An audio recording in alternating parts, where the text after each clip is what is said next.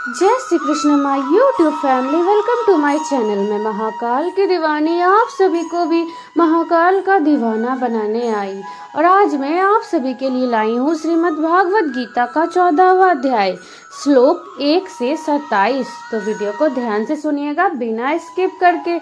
और अगर आप मेरे चैनल पे नए हैं तो मेरे चैनल को बेल आइकन प्रेस करके सब्सक्राइब कर लीजिए ताकि नेक्स्ट वीडियो की नोटिफिकेशन आपको मिलती रहे। Okay everyone, let's start. अध्याय 14 गुण त्रय विभाग योग, प्रकृति और पुरुष द्वारा जगत की उत्पत्ति।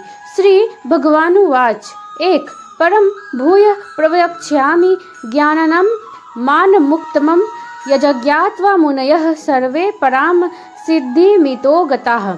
इसका अर्थ है, श्री भगवान ने कहा, हे अर्जुन, समस्त ज्ञानों में भी सर्वश्रेष्ठ इस परम ज्ञान को मैं तेरे लिए फिर से कहता हूँ, जिसे जानकर सभी संत मुनियों ने इस संसार से मुक्त होकर परम सिद्धि को प्राप्त किया है।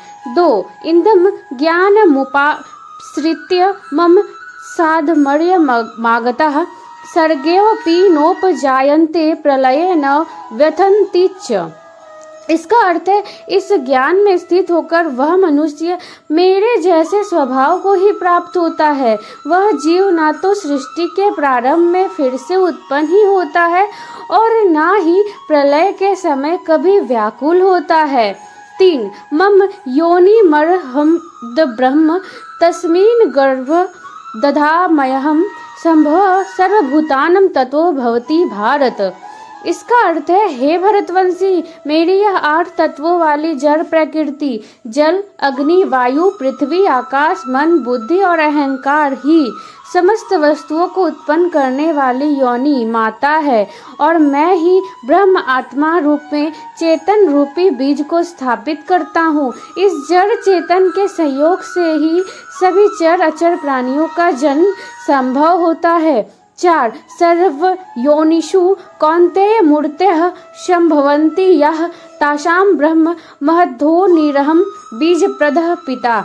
इसका अर्थ है, हे कुंती पुत्र, समस्त योनियों जो भी शरीर धारण करने वाले प्राणी उत्पन्न होते हैं, उन सभी को धारण करने वाली ही जड़ प्रकृति ही माता है और मैं ही ब्रह्म आत्मा रूपी बीज को स्थापित करने वाला पिता हूँ। प्रकृति के गुणों की क्रियाशीलता। 5 सत्वं रजस्तम इति गुणाः प्रकृति संभवः निबध्नन्ति महाबाहो देहे देहिनमव्ययम्। इसका अर्थ है, हे महाबाहु अर्जुन, सात्विक गुण, राजसिक गुण और तामसिक गुण, यह तीनों गुण भौतिक प्रकृति से ही उत्पन्न होते हैं। प्रकृति से उत्पन्न तीनों गुणों के कारण ही अविनाशी जीवात्मा शरीर में बंध जाती है। 6 तत्र सत्वं निर्मलत्वात् प्रकाश कमनामयम् सुख संगेन बधनाति ज्ञान संगेन चानघ। इसका अर्थ है, हे निष्पाप अर्जुन, सतोगुण अन्य गुणों की अपेक्षा अधिक शुद्ध होने के कारण पाप कर्मों से जीव को मुक्त करके आत्मा को प्रकाशित करने वाला होता है, जिससे जीव सुख और ज्ञान के अहंकार में बंध जाता है। 7 रजो रागात्मक विधि तृष्णाग्र समुद्भवम तन्नी बधनाति कौन्तेय कर्म संगेन देहिनम। इसका अर्थ है, हे कुंती पुत्र, रजोगुण को कामनाओं और लोभ के कारण उत्पन्न हुआ समझ, जिसके कारण शरीरधारी जीव सकाम कर्मों फल की आसक्ति में बंध जाता है।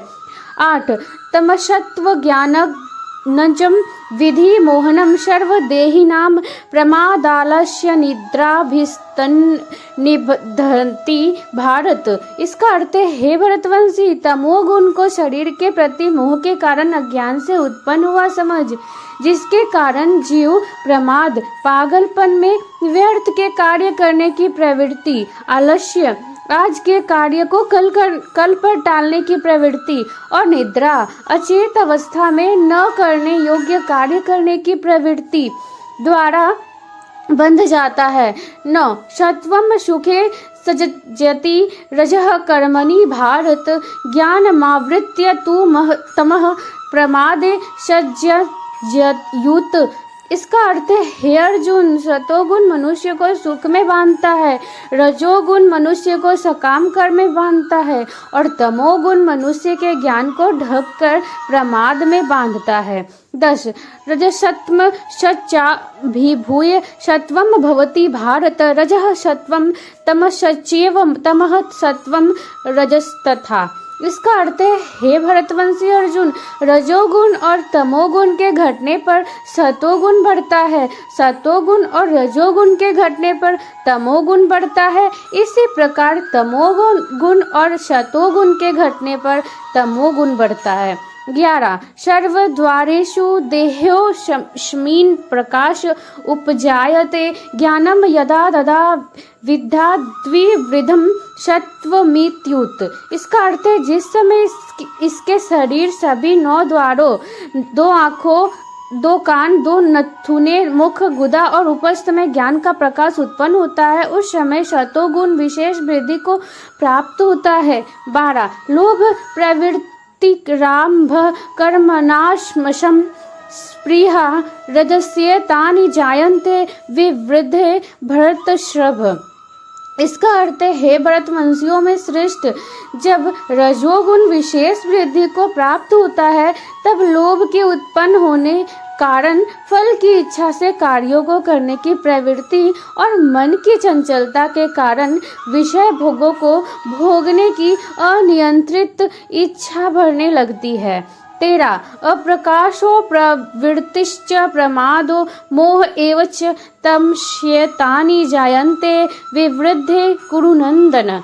इसका अर्थ है हे कुरुवंशी अर्जुन, जब तमोगुण विशेष वृद्धि को प्राप्त होता है तब अज्ञान रूपी अंधकार कर्तव्य कर्मों को न करने की प्रवृत्ति, पागलपन की अवस्था और मोह के कारण न करने योग्य कार्य करने की प्रवृत्ति बढ़ने लगती है।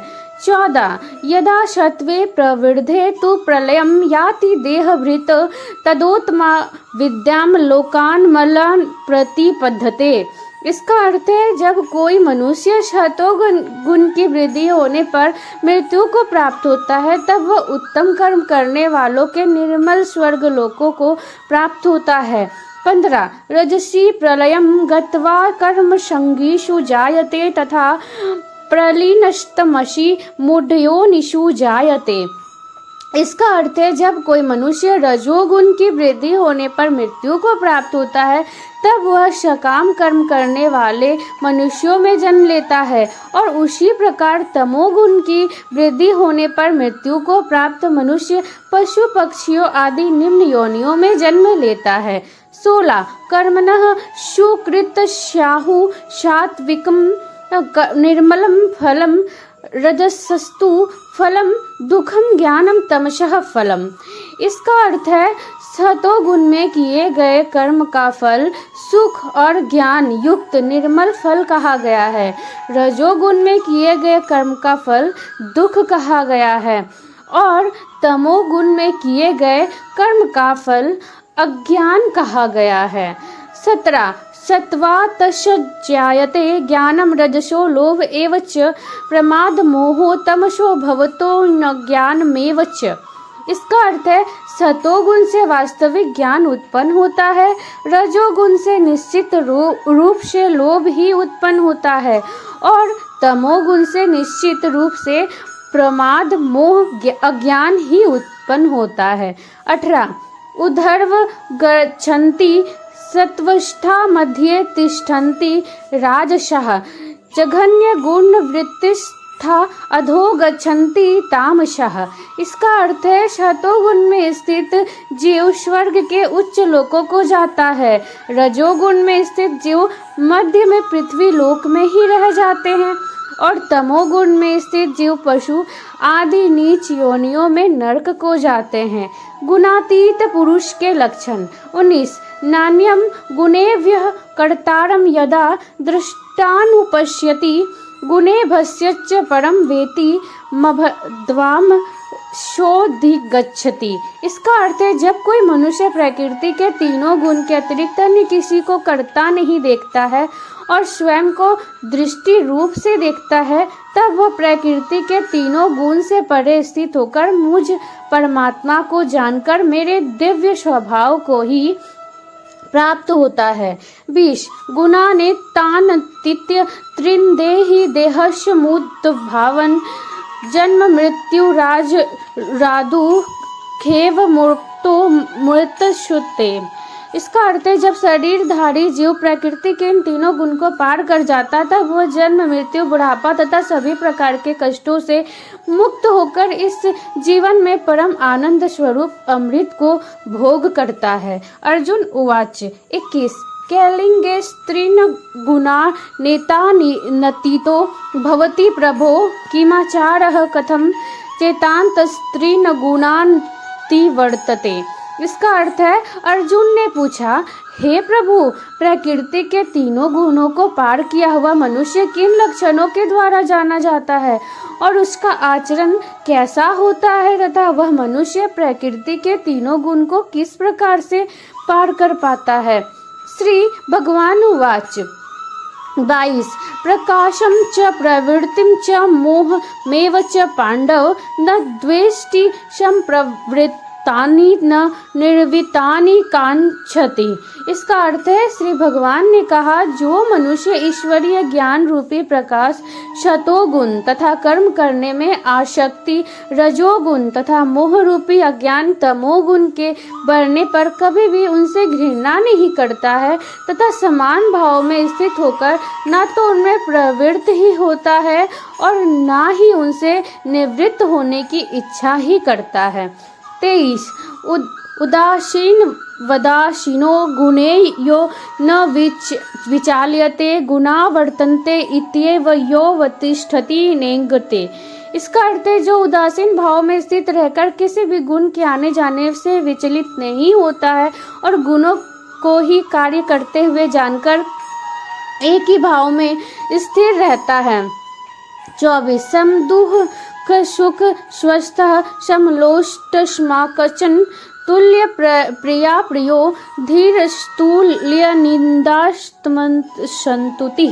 इसका अर्थ है, जो सुख और दुख में समान भाव में स्थित रहता है, जो अपने आत्म भाव में स्थित रहता है, जो मिट्टी पत्थर और स्वर्ण को एक समान समझता है, जिसके लिए ना तो कोई प्रिय होता है और ना ही कोई अप्रिय होता है तथा जो निंदा और स्तुति में अपना धीरज नहीं खोता है। 25 मानापमानयोस्तुल्यो मित्रारिपक्षयो सर्वारंभ परित्यागी गुणातीतः स उचायते।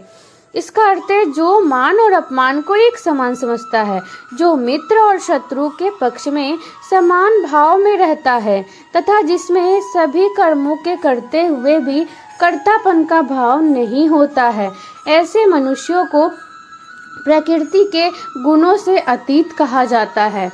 26 माम च यो व्यभिचारेण भक्ति योगेन सेवते स गुणानमतीतेन ब्रह्म भूयाय कल्पते। इसका अर्थ है, जो मनुष्य हर परिस्थिति में बिना विचलित हुए अनन्य भाव से मेरी भक्ति में स्थित रहता है, वह भक्त प्रकृति के तीनों गुणों को अति शीघ्र पार करके ब्रह्म पद पर स्थित हो जाता है। 27 ब्रह्मणो हि प्रतिष्ठाहमं मृत्य सावयस्य च शाश्वतस्य च धर्मस्य सुखस्य कांतिकस्य च। इसका अर्थ है, उस अविनाशी ब्रह्म पद का मैं ही अमृत स्वरूप, शाश्वत स्वरूप, धर्म स्वरूप और परम आनंद स्वरूप एकमात्र आश्रय हूँ। ओम तत्सदिति श्रीमद् भगवद गीता उपनिषत्सु ब्रह्म विद्यायां योग शास्त्रे श्री कृष्ण अर्जुन संवादे प्रकृति गुण विभाग योगो नाम 14 अध्यायः। इस प्रकार उपनिषद ब्रह्म विद्या तथा योग शास्त्र रूप श्रीमद् भगवद गीता के श्री कृष्ण अर्जुन संवाद में प्रकृति गुण विभाग योग नाम का 14वां अध्याय संपूर्ण हुआ। हरि ओम तत्सत। ओके एवरीवन, खुश रहिए, मस्त रहिए और अपने अपने लाइफ में व्यस्त रहिए। और हाँ, मेरे चैनल को लाइक शेयर कमेंट्स करना ना भूले, और वीडियो पसंद आए तो शेयर कीजिए ढेर सारा। Thank you.